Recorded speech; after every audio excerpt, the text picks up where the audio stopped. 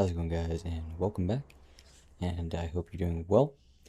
So today, what we're going to do is we're going to go over why I think you should give Counter-Strike a shot. Now, before we do, as some of you may know, I do like to do unscripted content, so if it does get a little long-winded, I will leave the chapters down below for easy navigation. So other than that, one more thing actually before we get into it. Counter-Strike is another one of those skills. Again, yeah, I did this in my last video.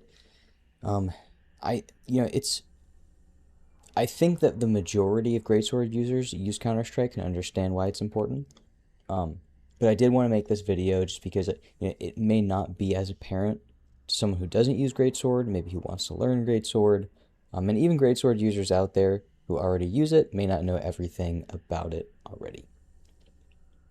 So other than that, let's get into Counter-Strike.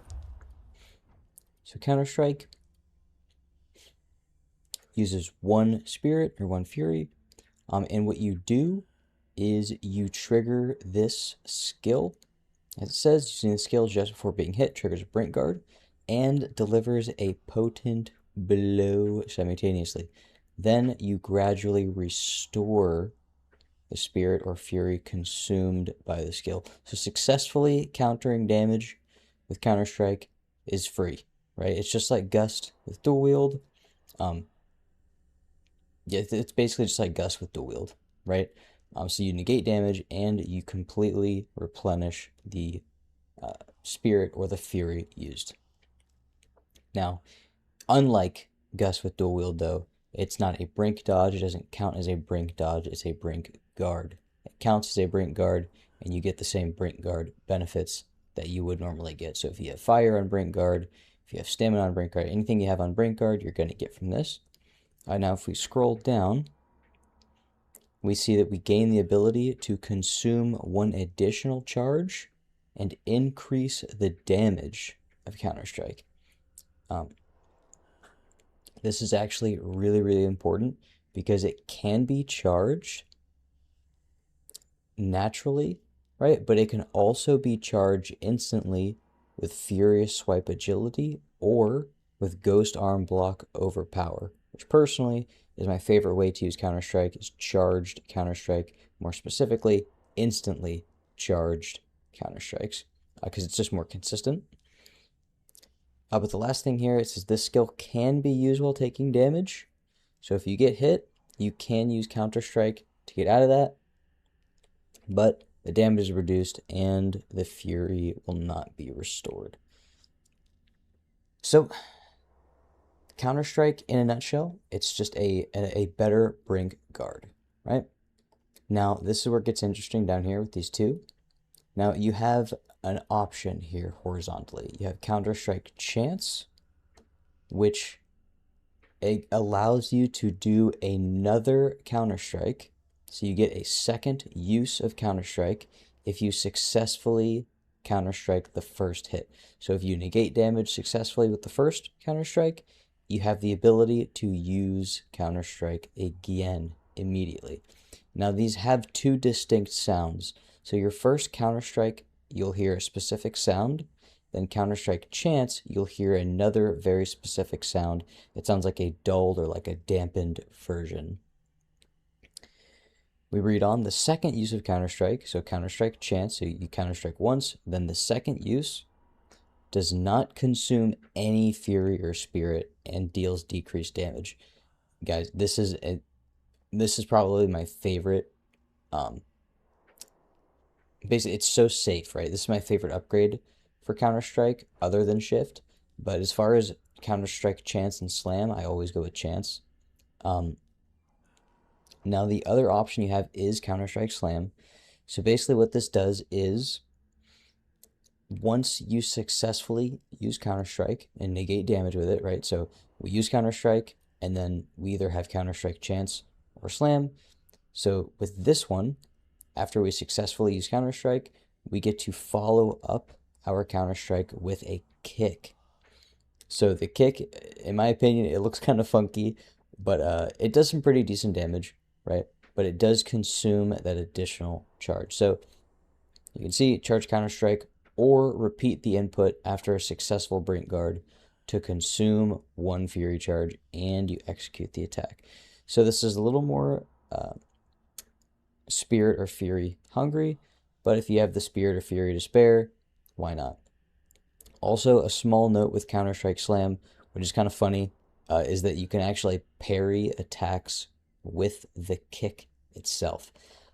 It does take a little bit of, timing, right? You can't just spam it and then whatever attack, is coming, it just automatically parries it. But you actually have to time the kick along with the attack to negate that damage.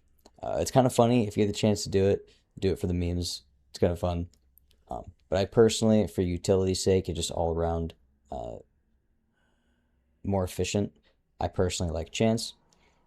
Now, here is the real bread and butter of Counter-Strike, is Counter-Strike Shift. With this last upgrade, you gain the ability to use Counter-Strike during certain actions, which basically in short means that you get to interrupt your own attacks. They give you a list down here as well. So your swift attacks, potent blows, dodge attacks, sprint attacks, mortal blow, armor breaker, and heart piercer.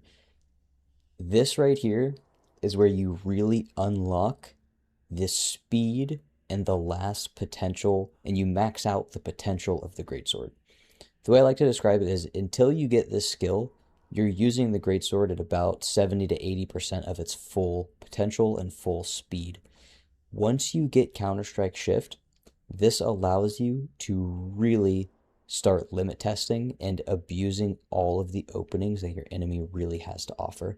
So what I mean by that is, like as an example, just one small example, Mortal Blow. Mortal Blow, as we know, when you fully charge it, it's a double hit, right? You charge it up and it does a double hit in its spin.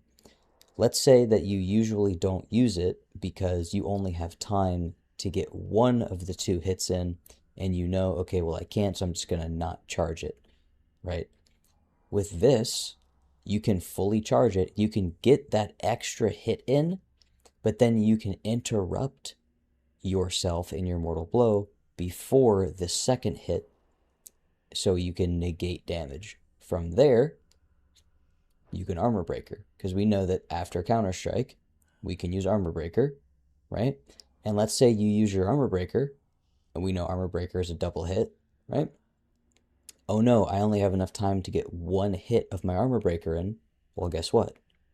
Then you can Counter-Strike again, right? So Counter-Strike Shift, I don't think of it as giving you the ability to correct your mistakes, right? Which it can be used like that, right? If you accidentally, go for a hit or whatever, you can use Counter-Strike Shift to get yourself out of a sticky situation. But really, I think of it as allowing you to pressure your enemy even more than you already are with the Greatsword. Now, to demonstrate this, what I wanted to do was I wanted to do a faster fight. So for this fight, I decided to use Mortal Blow Murderous, which is a pretty quick skill, right? It allows you to speed up a little bit, especially when you chain Savage Momentum or Combat Cadence from Furious Swipe into Savage Momentum, then into Mortal Blow, right? So Furious Swipe, Combat Cadence, Savage Momentum, Mortal Blow, which is going to allow me to, and then remember, because Combat Cadence is Swift Attack, all of these opportunities I'm going to have to Counter-Strike Shift. So, and again, some of you may know from watching my Ghost Arm Block video, I really like Ghost Arm Block. And that's my main way to negate damage, but for this video to highlight Counter-Strike, I wanted to use Counter-Strike a lot more. So other than that, the stamina damage of Counter-Strike is also really, really good. So it has good damage, it has really good stamina damage, and this last tier of Counter-Strike really allows you to really speed up the Greatsword, right? Now, another thing I wanted to say about Counter-Strike was when you successfully hit the Counter-Strike, it puts you in a state, almost like a neutral state, and it's very fast that you can come out of it. So as an example, when you see in the little video here, as soon as the Counter-Strike connects as a Brink Guard, and you're sitting there with your sword up, you can either Armor Breaker, right? And again, I use this as a neutral state. So once you hit that counterstrike, you can either armor breaker, you can dodge, you can furious swipe, you can even charge a potent blow. What I really like doing is interweaving counterstrike and ghost arm block together. So again, for this video, because I want to demonstrate shift a lot, I usually go counterstrike, then armor breaker, then counterstrike again. But what I like doing more often than not is I like using counterstrike, hitting that counterstrike, and then charging a potent blow to interweave ghost arm block. Now I can demonstrate that just real quick for you here on this enemy. So you can see I'm going to counterstrike, then ghost arm block.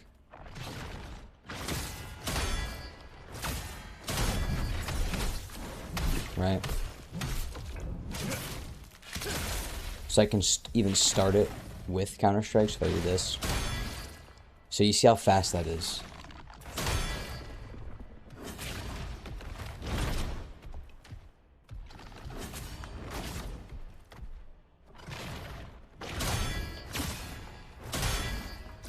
So you see how quick that is. Right after that counterstrike connects, I can instantly go to charging my potent blow.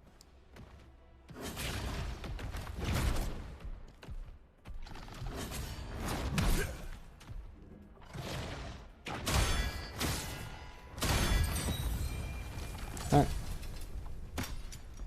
So it's really, really good. It's quick, and it allows you to... Those recovery frames, there's like no recovery frames. So it really allows you to speed up and interweave your skills in a very fast way. So once you hit that counterstrike, you negate that damage, you have so many options. Again, you hit that counterstrike, you can either go to charging a potent blow, right? So then you can follow up with a ghost arm block, or you can charge your potent blow, and then if you're charging your potent blow, you can hit counterstrike again with counterstrike shift. You don't have to use ghost arm block if you don't want to. After you hit counterstrike, you can hit armor breaker. While you're using armor breaker, you can again go right into counterstrike. Right? There's so like it really, really just broadens the greatsword in such a nice way. It allows you to get extra hits in where you really don't think that there may be. Right? So other than that, I have 3 fights for you. I have one with Reese, one with Skalpel, and then one with Gwydo. But what I'm going to do is, because I want you to hear the charged counterstrike sound, I'm going to give you a full Reese fight with this set that we have with Mortal Blow Murderous, so you can just kind of see the speed that counterstrike shift allows you to do. But I'm also going to give you just a second phase. I did 2 fights with Reese. I'm going to do a second phase. I'm going to show you a second phase Reese fight only. So I don't want to bore you with the first phase too much, but I'm going to show you a second phase with Furious Swipe Agility. So you can see the instantly charged counterstrike and how you can set up your instantly charged counterstrike with Furious Swipe Agility. Which is really, really nice. And then you can hear that sound difference. So in short, guys, that is Counterstrike. It is a core skill to the Greatsword. I personally, I never go without this skill.